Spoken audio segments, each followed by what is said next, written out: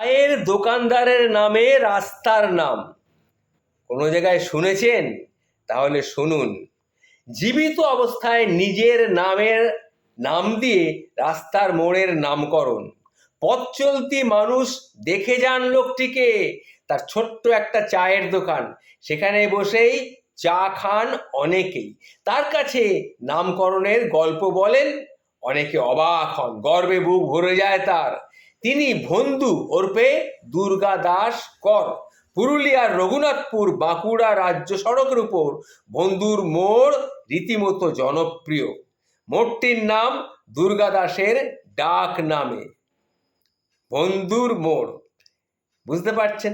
রাস্তার পাশে টিনের ছাউনির ছোট্ট দোকান দুর্গা দাসের। বাড়ি স্থানীয় তাঁতিপাড়ায়। ডাকনাম বন্ধু বলেই তিনি বেশি পরিচিত। সকালে শনিবার দিন দোকানে চা বানাচ্ছিলেন বৃদ্ধ। বয়স 4-20 ছুঁইছি, অর্থাৎ 80 কাছাকাছি তার বয়স। চা বানাতে বানাতে বলছিলেন মোড়ের ইতিহাস। কেন হলো বন্ধুর মোড়? শুধু লোকমুখে প্রচলিতই নয়, সরকারি খাতায় কলমে তার স্বীকৃতিও মিলেছে। ফলে বন্ধু এখন এলাকার বাসিন্দাদের কাছে সেলিব্রিটি। এটা তার কাছে একটা কত বড় পাওনা বলুন তো।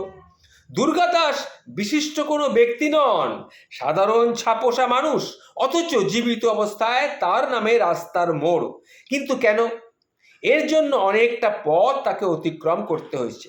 8ম শ্রেণী পর্যন্ত পড়াশোনা এই দুর্গাদার। সংসার দারিদ্র্যের ছোঁয়া সর্বত্র। হাল ধরতে বাবার সঙ্গে চায়ের দোকানে, তেলেভাজার দোকান, এই সমস্ত দেন দুর্গা দাস। খড়ের চালের দোকান, সামান্য মিষ্টিও সেই সময় পাওয়া যেত। সালটা ছিল 1960। তখন এলাকার দোকান বলতে এই একটাই, চারিদিকে শুধু জঙ্গল। এলাকায় একটি চালকলও ছিল, ওই চালকলের শ্রমিকরা আসতো এই দোকানে চা খেতে। সকাল থেকে দুপুর পর্যন্ত খোলা থাকতো দোকান।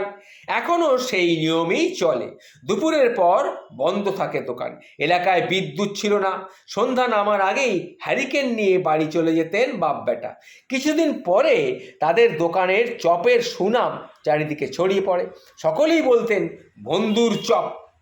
সেই থেকেই এলাকার নাম হয় বন্ধুর মোড়।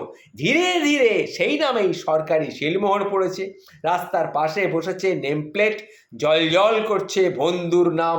দেখে গর্বে বুক চওড়া হয়ে যায় দুর্গা দাসের। চা চপের দোকানি বলে আজও আক্ষেপ করেন না 69 বছরের দুর্গা দাস। তিনি বলেন, তেলে ভাজার দোকান বলে দুঃখ নেই আমার, আমার নামে মোড়ের নামকরণ হয়েছে, এটাই বড় কথা। কজনের জীবনে এটা হয়?